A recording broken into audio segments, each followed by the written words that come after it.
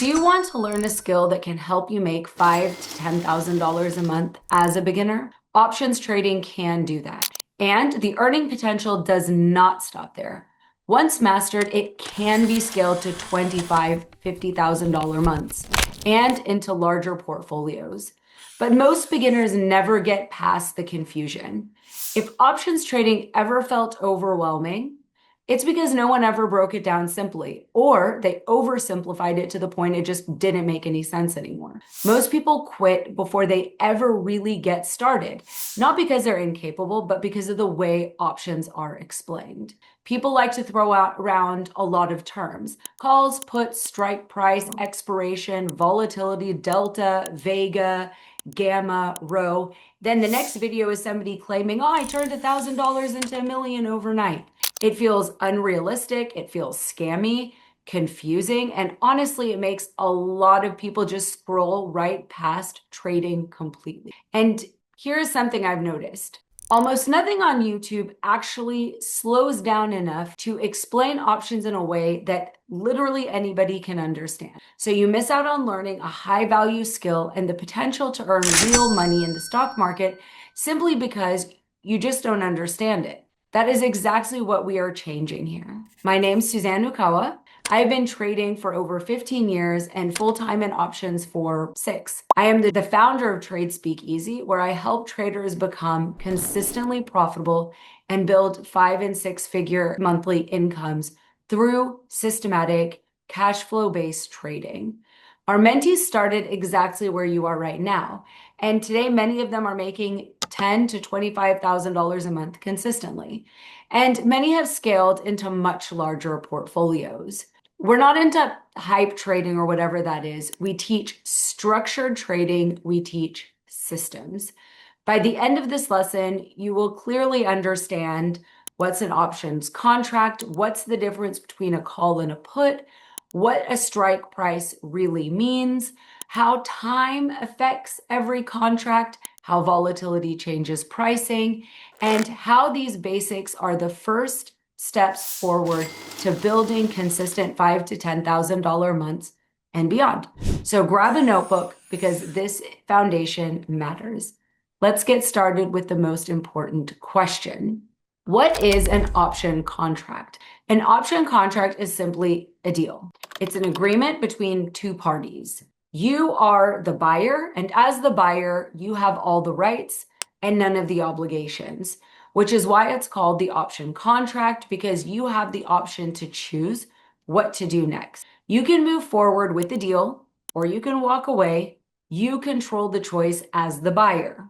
Now, before we even talk about stocks, just imagine this is layaway. You know, people used layaway or use layaway. You pay a little bit of money today to lock in today's price and to make sure the object is available. Later, you decide if you really want to finish buying it or not. You're not forced to buy, but you do have to decide. The only difference is that when you do layaway, usually the store expects that you are going to complete the purchase because you did pay a little bit of money to hold the product. With options, you're never required to finish the deal. You buy, doesn't work out, you walk away without having other further obligations. You are only buying the right, but you have none of the obligations, which is why it's called the option contract, because you have the option to choose what to do next. And just like that, with layaway, you have locked in a price early. The difference is with options, the power stays in your hands. Let's say you found a house that you love for $300,000. You're not quite ready to buy it yet for whatever reason. Maybe you're waiting on a bonus, maybe you're waiting to save some extra money, but whatever it is, you just feel like you need a bit more time in making that decision.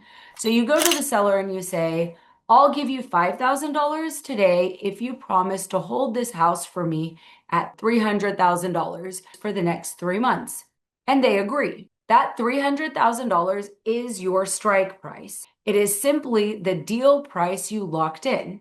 It's the exact price you are allowed to buy the house for later. And the 3 months is your expiration time. So any time between now and the end of the 3 months, you can use that contract once you have made your decision to buy or not buy.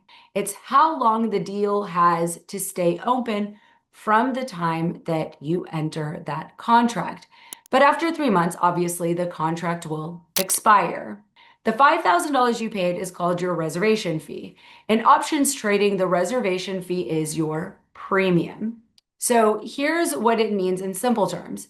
The premium is the money you pay upfront to hold the deal in the way that you have agreed. And it is also the most you can ever lose if you do not enter the contract formally. So you lock in the house at $300,000.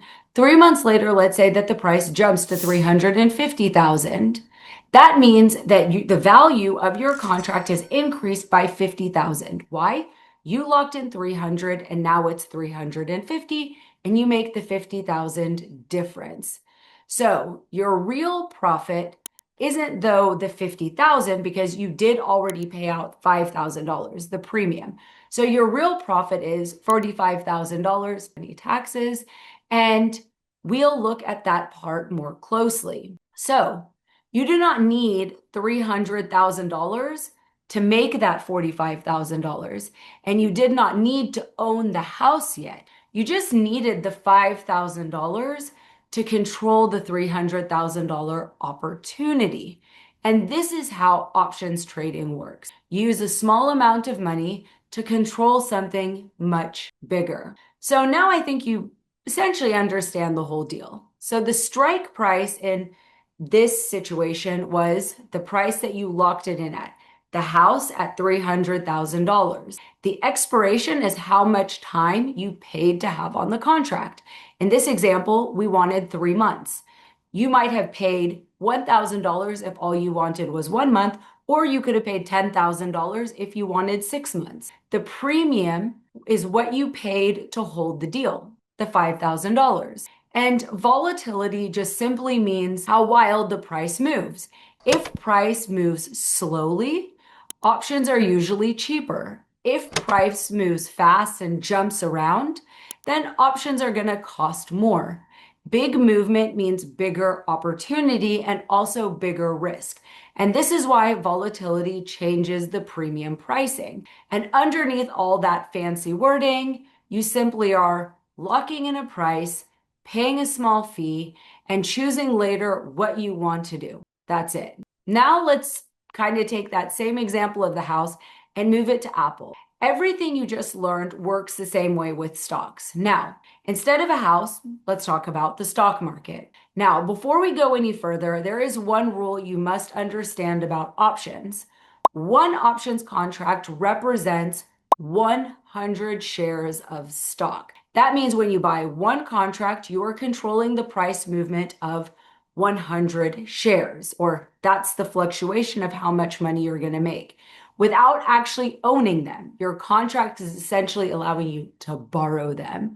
So if the stock moves $1, that's $100 of movement either working for you or against you. So if the price goes up by $1, you have now achieved $100 of movement. But if the price drops $1, then you obviously lose about $100 from the value of your contract. But you don't own any shares, but you profit or you lose based on the movement of the price of the underlying. This is what gives you options their power, is because they're a leveraged instrument. Let's use Apple, for example. So Apple is a stock that we're going to make a deal on, or we're going to enter a contract on. In options language, the stock is called the underlying. So when you hear the word underlying, it simply means the actual stock or object that the option is based on. In this case, Apple is the underlying. Now let's say that Apple is trading at $180 per share right now. But instead of needing $18,000 to buy 100 shares of Apple, you decide to get an options contract instead. You say, I want the right to buy Apple at $180 a share over the next 3 months. That means 180 is your strike price and 3 months is your expiration. Now let's say the option costs $2. That means that essentially, because there are 100 shares represented in this contract, you are going to be paying $200 for the contract. That $200 is your premium or reservation fee. And it is also the most you can ever lose on the contract when you are a buyer.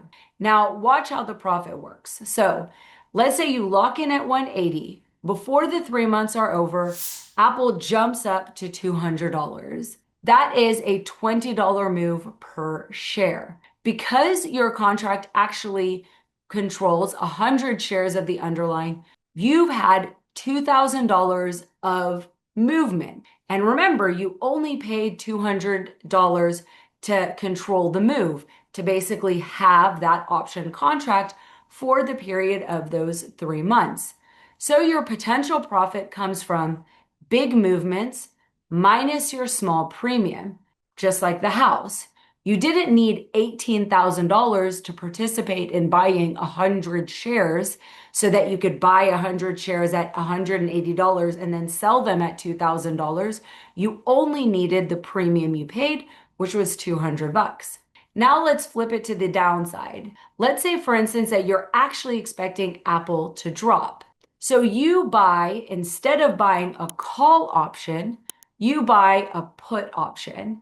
And when you buy a put option, you're expecting the price to go down. So in the same example, let's say that we bought a put option and the strike price was $180. That means you now have the right to sell Apple at $180. And if it falls lower, you are going to make money. But you still pay $200 for the contract because that's the value of the contract for 3 months worth of time at that particular strike price. Now let's say that Apple drops from 180 to 160. That's still a $20 move to the downside. This gives your contract the same $2,000 worth of movement. But let's say that you were incorrect in your thesis and the price actually still goes up. The maximum you can lose on that put option, because you were the buyer, is the $200 that you paid in premium. That's it. So it's no chasing losses. There's no surprise damages. Your risk is capped from the start when you are a buyer of long call and long put options. But now let's look at the other side so we can see both sides clearly.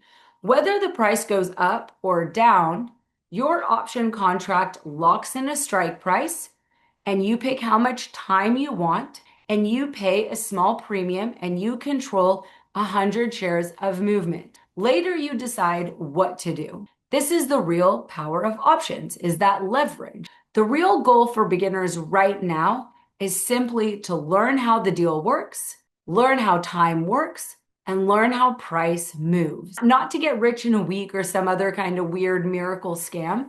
That's not what it's about. The goal is consistency, not chaos and emotional clutter and panic. If this video helped you finally understand what options contracts really are, do me a quick favor. Like the video, drop a comment, and subscribe so you don't miss the next lesson. And if you're ready to take this beyond just the basics, we built something special for you. It's called the Options Trading Scaling School, our complete boot camp designed to help new traders grow from the very first trades to consistently hitting those $5,000 months in profit and then scaling upwards to $10,000 and beyond, and maybe eventually 5- and 6-figure portfolios, just like many of our mentees. Consider joining. Inside, you'll learn how to read price, plan high profitability trades, manage risk the right way, and grow your account with confidence. So if you're serious about trading, click the link in the description and join the Options Scaling School Bootcamp. Start mastering the market with structure, not emotion. You're doing great. Keep going, and I'll see you in the next video.